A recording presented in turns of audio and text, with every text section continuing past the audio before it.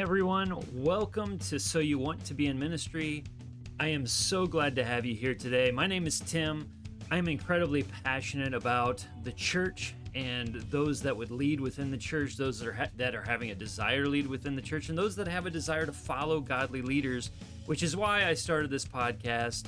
And this podcast is all about educating you if you're thinking about jumping into ministry, equipping you if you're already in ministry, and then encouraging you if you're considering jumping out of ministry. And then I also want to empower you if you are somebody that really doesn't have a desire to jump into full-time vocational ministry, but you want to follow godly leaders well. I want to empower you to know what that looks like and to follow godly leaders that you are hearing and seeing through this podcast. I'm looking forward to the episodes that we have coming up, and I look forward to today's episode. So let's jump into it.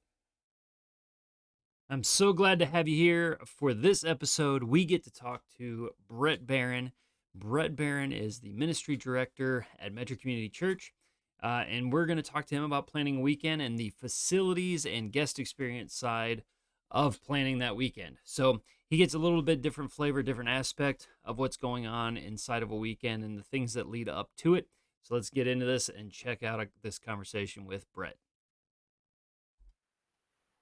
Well, hey, Brett, so glad to have you with us today. It's been an honor to serve with you for almost 8 years. You started the week before I did at That's Metro right. Community Church. So That is right. we are about tenured about the same amount of time here.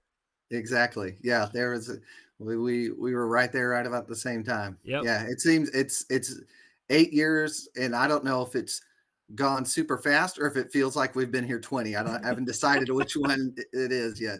It depends on what week it is. Yeah, that's true. Very, very true. Very true. So that being said, though, you were hired to kind of watch over the guest experiences, ministry director. I'm sure your title has shifted every once in a while throughout Oh, those yes. 8 years. But what I wanted to do, so we're in this planning a weekend series where I wanted to help people kind of look at different aspects of the church and how you can plan and prepare and evaluate to have a successful weekend every single week. And so what I wanted to capture is a couple of the things that you're over within the context of our church are facilities and the ministry side, guest experience side. And so I Yes. wanted you to talk to some of that. So let's just start. It's Monday. The weekend is over. You are either evaluating or looking forward to the next week. What happens starting Monday?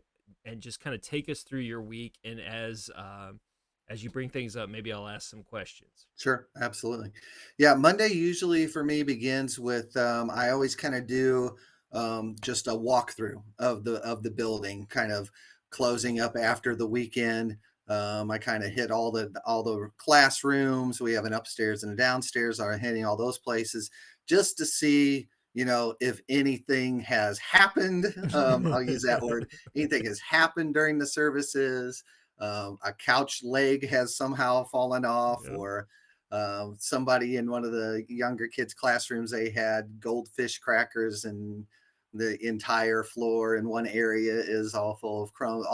All those kind of. Oh, another wonderful one is lots of fun. Play-Doh, but Play-Doh in the carpet, if you let it go too long, becomes cement in different colors of Play-Doh. So those kind of things. Just get a quick walk through to see what's been going on in the building, to assess, hey, do we need to address anything this week before the next weekend rolls around. Another big part of Monday is that's the day that I meet with my supervisor, my direct report. So we talk about part of that conversation is usually how did the weekend go? If there was something that happened during the weekend that we need to address or talk about, or maybe some kind of aspect of guest experience that we were doing for that weekend was maybe something that we had planned out or it was newer. We talk about, hey, how do you think that went? How did the volunteers respond to it? Did you get any feedback from anybody about those kinds of things? He's also like my sounding board for if I didn't catch something, if something got from maybe one of the other ministry areas got brought to his attention that I may not have been aware of. He'll let me know about those types of things. So we handle those kind of things on Monday. Another thing that I do throughout those, so we underwent a pretty significant, I don't know if I would describe it as a culture change, but it's definitely a procedural way that we did things change a few years after COVID. We up until that point, everything that happened in our building was done by volunteers. So Mhm. all of the cleaning of the building, um, landscaping, mowing the grass, trimming, every single aspect of that was done by volunteer teams. And just coming out of COVID, that became a tension point that just like people weren't returning to church, people weren't returning to their volunteer teams. And so for a while there, probably I would say a good year to 16 maybe 18 months, I was also stepping in during the week to pick up any areas where there was a gap. That was my role.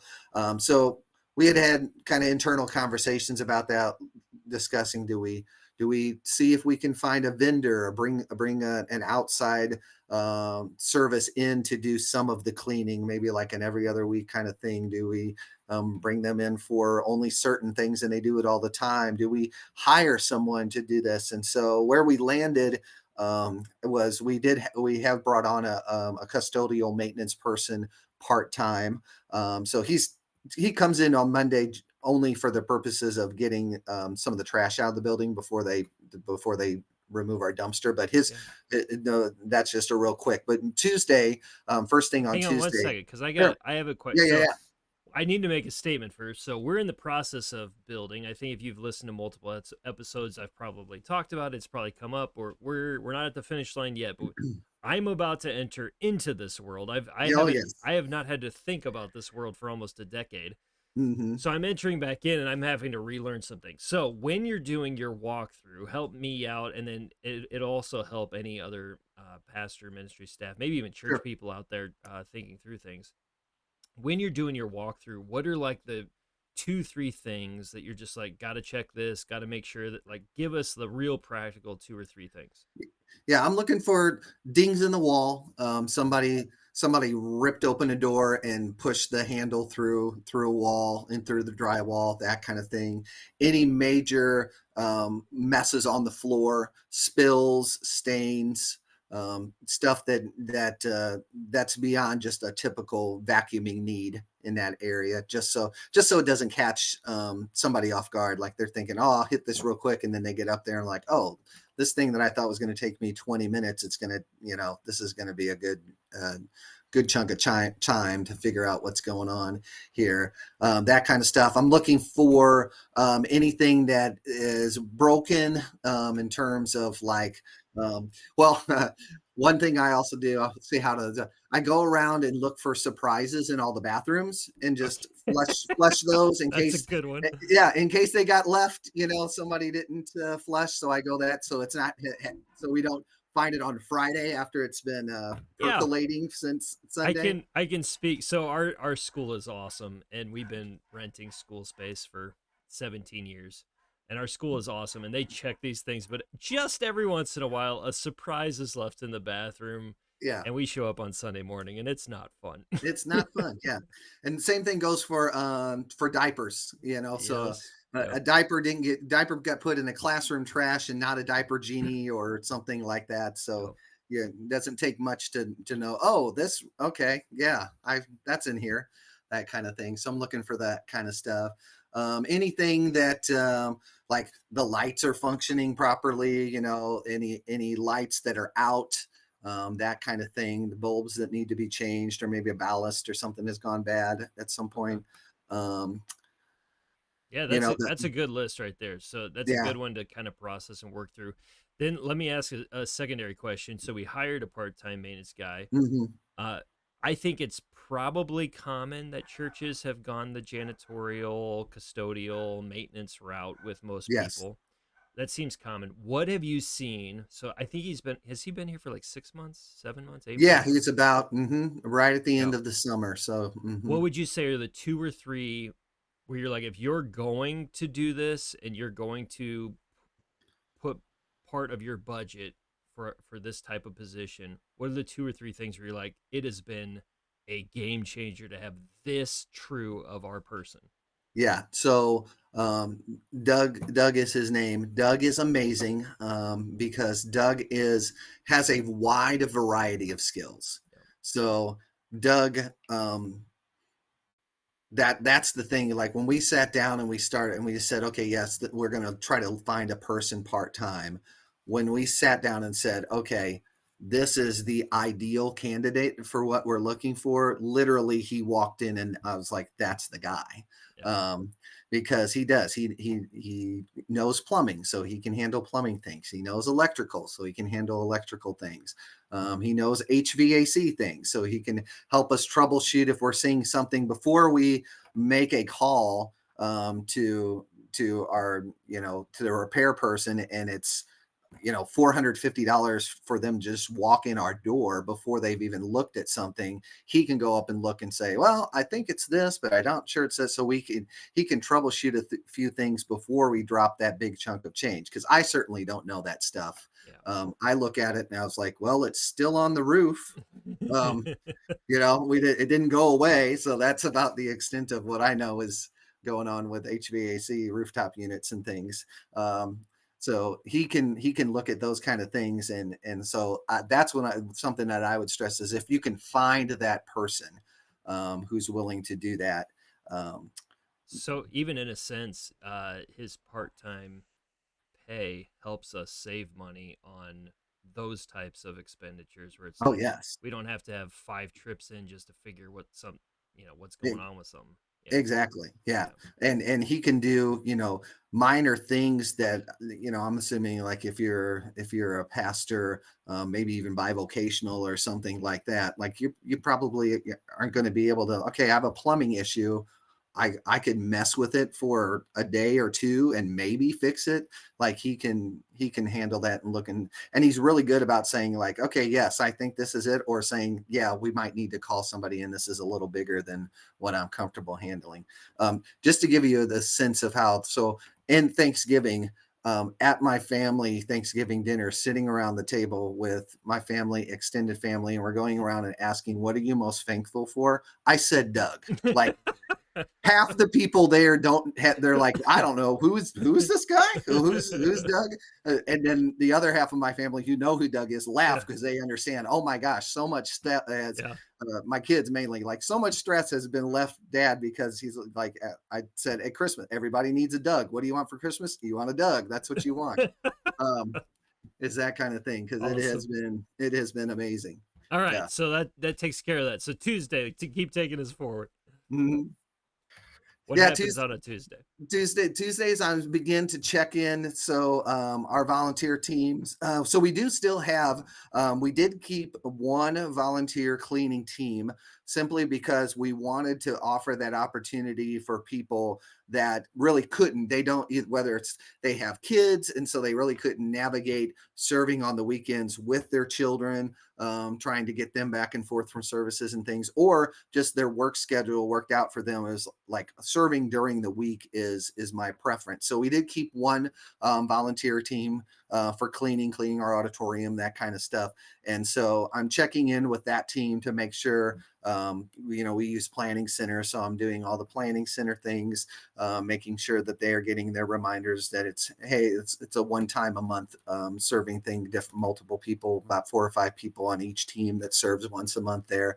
So I'm checking with them, making sure everything's good there. I'm checking in with my leaders for my guest experience teams. I have service team leaders there, so I'm checking in to make sure that they're communicating with their people on their team and they know what's going on. So I'm starting that process on Tuesday with them. I'm sharing with them anything that is coming up. We do a lot of things where we will maybe hand out invitation cards for different things that are coming up in just the schedule for the church, the life cycle of the church, different events and stuff. So I'm letting them know that, hey, this weekend we got a little special thing going. We're handing these out during the service, or hey, service is going to be a little bit different this weekend, like we're going to do worship at the end, all of those kind of things, just touching base with them so they know what to expect when they walk in. Yeah, so that's good. So you obviously get communicated to on what these elements are. How does that happen, just to help other churches think through, and other pastors, like how does this cross ministry communication happen so that you even know to communicate this? Yeah. So I will say it this way: how it should happen is that stuff is coming to me from the decision makers and the production team and communications and all that kind of stuff, that I'm asking for that in a week in advance. Sometimes that doesn't happen, and so then I'm following up and I'm saying, hey, I haven't been told anything. Is everything like just a typical or what? So yeah, Yeah. so that's part of the process too. Is I'm also, I would say, 50% of the time checking in. It's like, hey, I haven't got anything. Are we? And they're like, nope, it's all normal. So I'm like, okay, good to know. Yeah, so Yeah. I'm guessing the bigger weekends communication does tend to come your way. Yes, Yeah.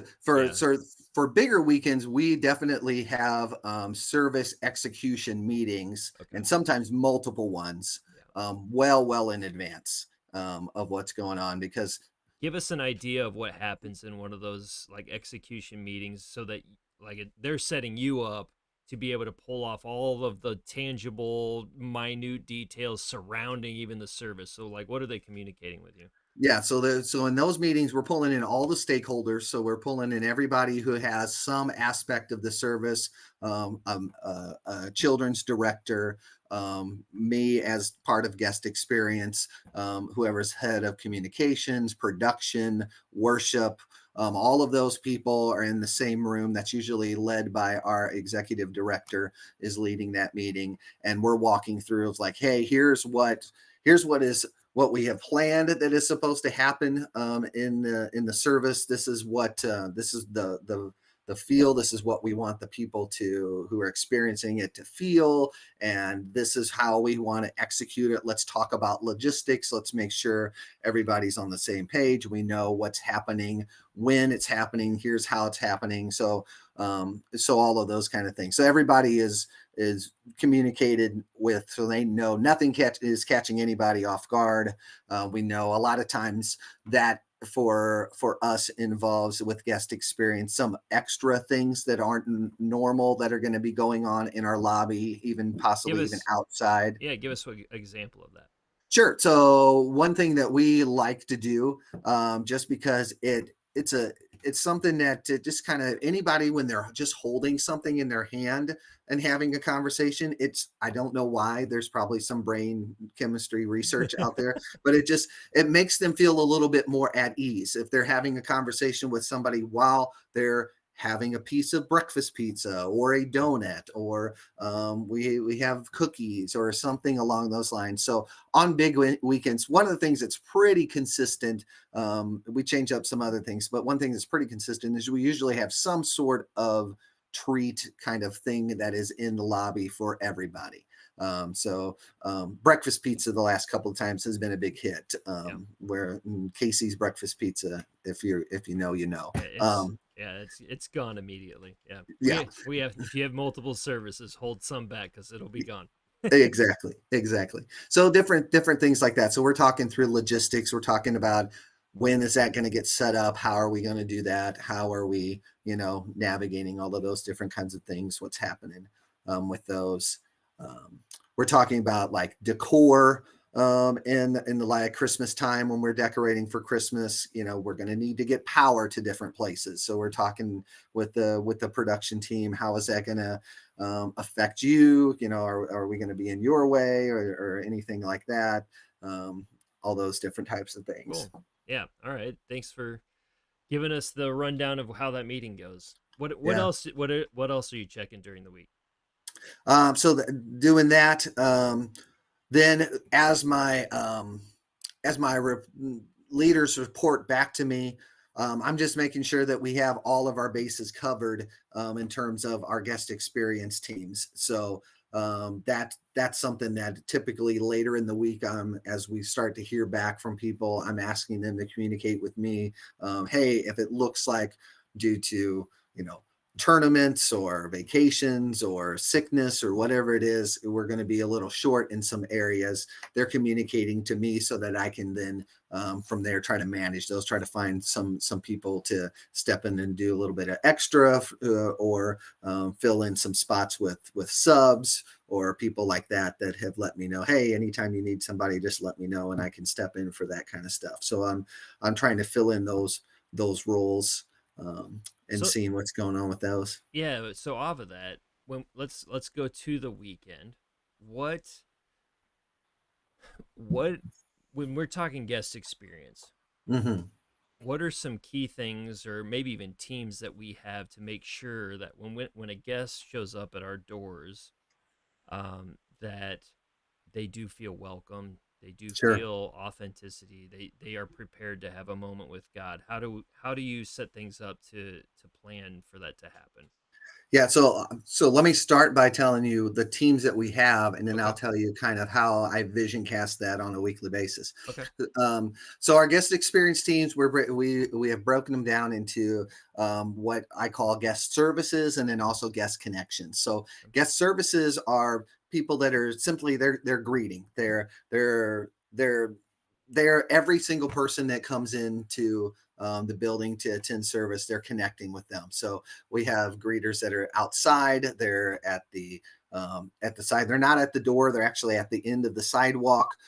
We've even on certain Sundays and things when we want a bigger guest experience presence, we've even put them in the parking lot as well. But they're making contact. They're saying hi. They're shaking hands, maybe with somebody that they know, but they're waving, that kind of thing. They're letting everybody know, hey, we're glad you're here, that kind of thing. And I've had people that have responded that actually serve on the guest experience team for me now that said one of the reasons why they wanted to serve is because the first Sunday they were here, they said that was so remarkable to them. Like they're like, I got out of my car and like I took 4 or 5 steps toward the third and somebody was like, hey, how's it going?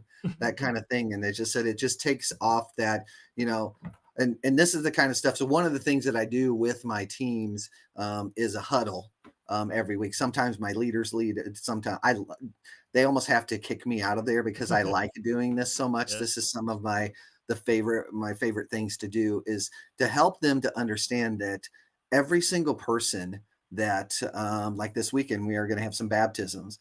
Every single time we have a baptism, I was like, you're part of that story. Like I've heard people, and I get emotional talking about this because I've heard it so many times. Like there are people that were impacted because no one shows up to church with the first time with the idea of like, this is going to be amazing. Like no, everybody has that tension, that thing that is in them that they're just like, oh, I hope this is good. I really want this to be good. But there's some fear, there's some anxiety here about what's this going to be like. And so when they walk up and they find somebody or they connect with somebody, or another one of the areas that we have in our guest connections is we have a new here tent. So we have a tent set up, a 10 by 10 tent set up outside that says new here. And so not everybody does that. I know when I would have come to a church for the first time, I would have let you know that I was new in the very first time. That's just my personality, but some do. But more so, it's like after they've come a handful of times, then they're like, hey, I'm new. And like, oh, really? First time? Well, no, not my first, but I'm new, that kind of thing. So we're connecting with new people there. We're helping parents that are bringing their kids for the first time get checked into to our children's areas and handle all that. Let them know, hey, we have these safety measures in place. This is how it works. This is how you'll know that your kid's going to be where they're supposed to be, and no one else is going to be able to get them after the service. And here's how you get them back. And please come get them back. All of those different kinds of things that we tell them. And so that kind of stuff, but you're vision casting that idea that you are part of something that God is going to do. God is writing a story here. It's you're not the main character in the story, but you're someone that God wants to use in this story. It's his story, and he wants you to play a role. So it's almost like he's kind of like, hey, I'm gonna do some fun stuff. I'm gonna play. Do you want to come play? Because this is gonna be really fun, and kind of give you an opportunity to jump in and be a part of that. So that's what we're doing in our huddles. We're vision casting. It's like, hey, we like just this past week, we had to kind of do a pivot with some seating and types of things because we are like, hey, we had last weekend like 400 more people attending than we did the same time last year, and with that's we people are needing some help finding places to sit. So that was a thing we had to do. We had to be a little bit more intentional with our seating. We have people that we're seating. We're like, no, you got to make sure that you're here and that you need to be in this spot at this time for sure, because that's what's going on. And even if you're, having that conversation with somebody, when you hear like the music that plays the 1 minute before service starts, you got to say like, hey, I'm enjoying this conversation, but I need to go because I got to be in there right now because we're going to have people that aren't going to be nowhere to go to find a seat. So Yeah. those kind of things. Yeah, so the guest connections is more like the info area, the new here area, that type of Yes, thing. Yeah. those people are interacting with people who are letting us know that, hey, I'm new to this So experience. that's almost the beginning portion of assimilation for us. Exactly, Yeah. exactly. Okay. And something that's new that we have just recently started is this idea of Metro in 5 minutes.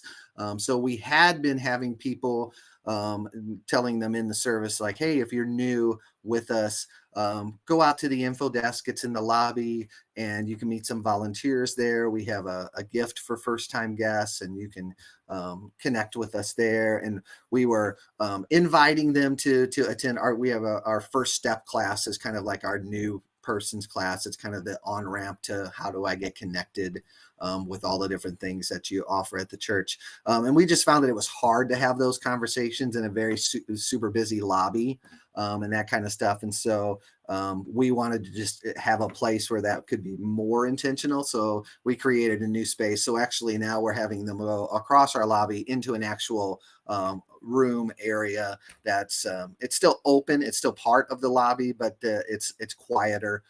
There's an opportunity to actually have more conversation that isn't, with the music playing and Yep. everybody kind of having their own conversations around you, that kind of thing. And I would even tell you, if you're like looking for a space, you could put up like a false wall or like a divider or something, just to create Sure. like a different, like it's still in the lobby, but it's also feels like you went into a more private space to have a Yeah. conversation. Yeah, you can do all kinds of stuff like that in lobbies. Get creative. I'm sure Pinterest has like Sure. Yeah. billions of ideas on that. So tons of ways Mhm. to think about that. What anything else that we might have missed? Um, I'm just the fact that letting those people, your volunteers and your people know that, because I do the same thing with with my facilities teams as I do with the guest experience when I vision cast that, with you're cleaning the bathroom, but I'm telling you, if a parent walks in to use the bathroom and it's nasty, they're not thinking about what's going on in the service. They're thinking about how nasty the bathroom is, and is my kid going to come in here, and what are they going to touch, and what's going to happen? Or if the floor there's the floor doesn't look like it's been vacuumed, or they're like, okay, I just brought my toddler into this room. What are they picking up off the floor? They're not focused on the worship. They're not focused on the message. So I tell them, like, hey, you're part of you're part of creating this atmosphere where people are at ease and comfortable, like they can just take a breath. They're like, okay, I don't have to, for the next 60 minutes, 70 minutes, 80 minutes, however long it is, like I can just breathe easy, and I can really try to get everything that is happening in this service. I can walk away with something that's going to encourage me and give me, that motivation that I need to go back out into a crazy family and work and everything else for the next week. They can just kind of fully be present in that service. And the same thing I tell with my teams that cut the grass and all that. I was like, people people have come in or called us on the phone and say, hey, who's your lawn care service that you use? Your guys look great. And I tell them, well, it's all volunteers. So um, that's really cheap, like that kind of thing. But it's like that. People drive down the road and they see this and they're like, wow, like that's looks nice. Um, if they care that much about, their church, maybe I ought to go check out what's going on the inside, kind of thing. So Yeah. I tell them that they're part of that. They're part of every single story, every single God story that is presented in a service or through a baptism or through someone giving a testimony or anything that shows up on our social media stories and things. Like, you were part of that because of what you're literally tithing your time and energy and effort into the kingdom when you serve. Yeah, and I would say this is what I've learned, at least on the mobile side for me, doing setup and tear down every week, is the guest experience side is heavily in your emotional adjusters. Like, people are coming in with Absolutely. all kinds of emotions, and you are helping them adjust, or at least providing the avenue to give opportunity for it to adjust and be God focused. Mm-hmm. So for us, we are in a school, and what I try to explain to people at times is what we're trying to do with any decorations we can set up in the amount of time that we have to set up. But the decorations, the atmosphere, the smiles, anything that we're doing, people, like, there's children coming in that have a certain emotion when they're walking into that school, and it's not always positive. It can be negative. There's people that work at that school during the week, and it's like, I do not want to come back to where I work again. There's an Mm-hmm. emotion with that coming into the school. Like, they're gonna have history where it's like, I remember when I grew up here and they bullied me in that corner. Like, they're gonna have that emotion, and our job is to change it enough that they forget it's a school and they only think of it as Metro Community Church. And it can be difficult, but that's the emotion that you're trying to present is, we're a church, we're a gathering of the body of Christ, and we want to hear from God, and we want to be present together with God today. Yeah. Mm-hmm. Yeah, it's the same thing for me because it's people that they have sometimes they walk in with a negative connotation of church, Yeah. like whatever they have experienced or whatever, maybe they've never even experienced it, but what has culture or what has the way that they have lived their life already spoken to them about here's what's going to happen when I get to this church. And so what can we do to break down those barriers? What can we do to make them be like, oh, wow, like this is not what I was expecting. This is completely different.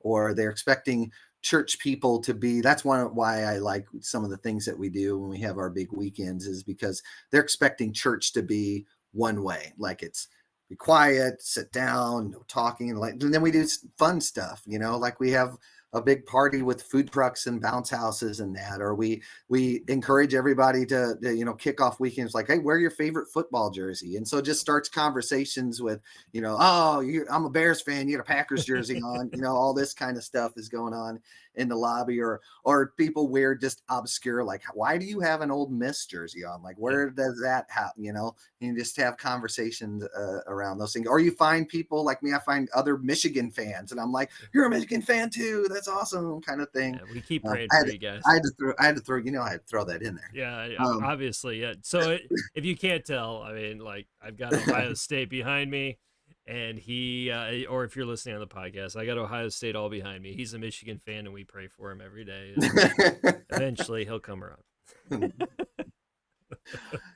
And here's the bad part. Just, this is a side note, but we keep hiring more Michigan fans. That's right. I'm not okay with this. They are not asking me about this. They keep outnumbering me. So yeah, I found that out, and Cody just mentioned something, and I was like, wait, what? And he goes, yeah. And I'm like, let's go. That's awesome. Well, I'm glad you guys got to have 1 year. So 1 year. Yeah. I believe it's been 3 in a row, Tim. Well, okay. Against Ohio State. I meant your title. Oh, okay. I was acknowledging your title. So okay, got it. Anyway, all righty. Anything that we need to catch before we wrap this thing up? Not that I know of, unless you have any specific things that you know. Give us this, Brett. Like, what's over the years? So you've had almost a decade in to this guest experience side of things. Give us like one thing that you would just say, this is true, and the more I've seen this to be true, the more I've seen it affect and help change people's lives. Yeah. It is, I am a person who can get caught up if I'm not careful, if I'm not prayerful of, oh my gosh, I gotta balance all the, I gotta spin all the plates, all of that kind of stuff. And too often I do not trust what God is already doing behind the scene. Like I kind of want to know, okay, like here's my plan, and then God's just laughing at my plan because he's going to do something. It's what I would say is I need to spend the majority of, like, I need to pray and ask God, you know what needs to happen, do that. But what I need to invest my time in is the people. I need to invest in my leaders. I need to build those relationships. I need to vision cast that, hey, as these new folks are coming in and we're going to be encountering these new people, what kind of conversation can you find? And this is something, that language that I use a lot, is like, on every weekend, whether it's a big weekend or not, who's your one? Yeah. Who's your one person that is going to walk in this weekend that you're going to make their experience in this church better because they had an interaction with you? You know, maybe it's a conversation that you have with them. Maybe it's just you smiled at them, and this is the first, like, they're coming off a week. Maybe their work situation is bad, or they just been like, you're the first person who has smiled at them in a couple of days, and they're like, okay, like I'm gonna be able to do this. So who's your one? Invest in the people. All of the other things, all of the nuts and bolts and the logistics, and oh my goodness, how are we gonna make all this happen? Like, God's got that. He doesn't need our help to do that kind of stuff. Sometimes I like I said, I think he's laughing at me because I'm all anxious and worried, and oh my goodness, I have to have all of this kind of stuff buttoned up, and then on the last hour before, he's like, oh well, here's this and this and this, and I was like, oh well, it's all worked out. I didn't need to be worried about that. And he's just like, yes, you haven't learned yet, my child. Yes. Walking open-handed with God. Yes. I think collectively, probably even as a church, but I'll just say as a staff, we are learning how to do this more and more. Yes. Yeah. So on that note, I'm gonna have you do something I don't think I've done in Okay. any episode. I'm gonna have you close us in prayer. Here's what I want you Oh, to pray. absolutely. I knew All right. I knew you'd be all about this. I love it. I'm gonna have you pray for the churches across the world, and the guest experience preparation that they're gonna have, so that they can have a weekend where we all see a moment with God. Oh wow. So nothing big. Yeah. I'll just All right. walk open-handed, man. Yeah, that's all right. All right. Heavenly Father, we love you, and we want to see you move in a mighty way across our country, across the world. And Father, one of the things that I think for a long time, we have not done a great job as your church of showing the people that are disconnected from you, who don't have a relationship with you.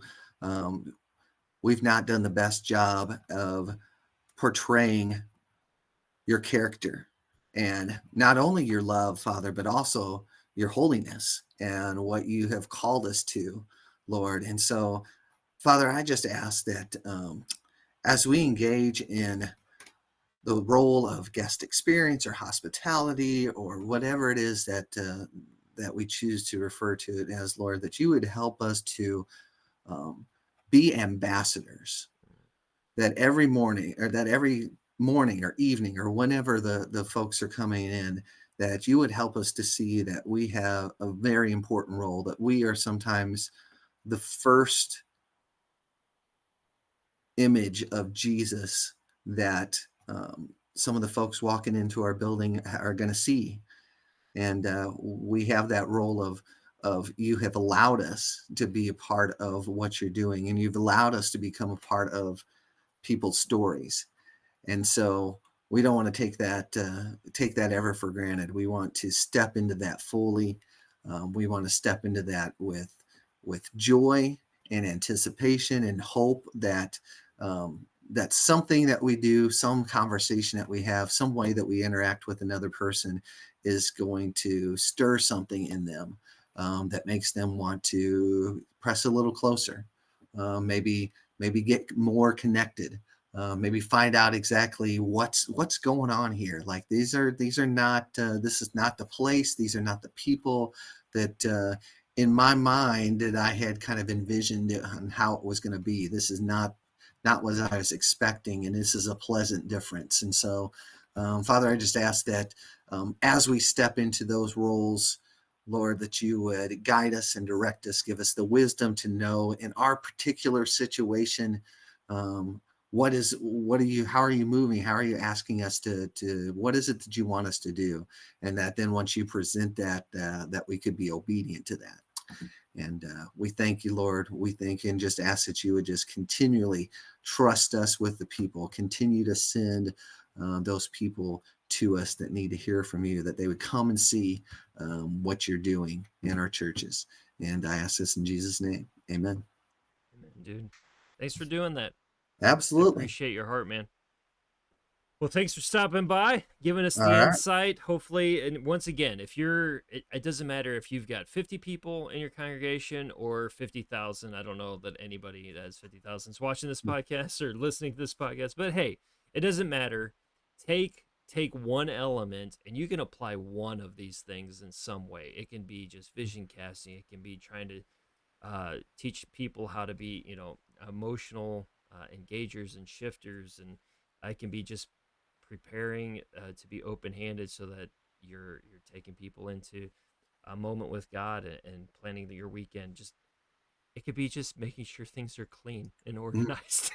Like, we all can do some of these things. So whatever it is, if you're a pastor out there, maybe you're just a church member that's listening, help your pastor out. Like, pick up your trash, throw your trash away, like jump in there, be a volunteer during the week, all those things.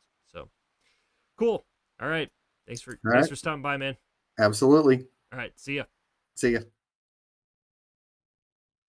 I absolutely love Brett's heart, his heart for Jesus, his heart for people, his heart to create an atmosphere and experience for people to come and know Jesus and just have no distractions in the way. I hope this series has been helpful to you in your church context, whether it's encouraging you, equipping you, whether it's educating you, or whether it's just empowering you to follow leaders. Maybe you're understanding more in your context and in your church why possibly some of the staff and the leaders and volunteers that oversee different ministries are trying to do the things they're doing, and it's giving you a little bit different perspective. I hope it's helping you see a little bit differently. And just remember, take one step. Don't get overwhelmed by all the information. Take one step. What's the one thing you can implement in your context today, and do that and continue to pursue after that finish line. And in this case, continue to pursue after a weekend that is totally focused on Jesus and provides an opportunity for people to have a moment with God. Thank you so much for being here for this episode. I'll see you next time.